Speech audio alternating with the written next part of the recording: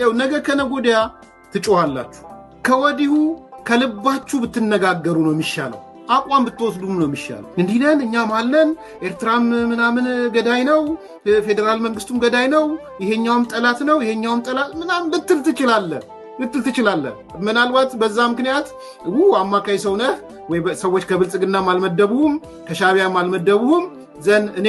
ኒውትራል ነኝ ብለህ ልታወራ ትችላለህ የትግራይን ህዝብ ግን እያዳንከው አይደለም ያን በማለት ይሄን ምላችሁ ሰዎች ግልጽ ነው ይሄ ኢኩቫለንስ እየፈጠርክ አብይንም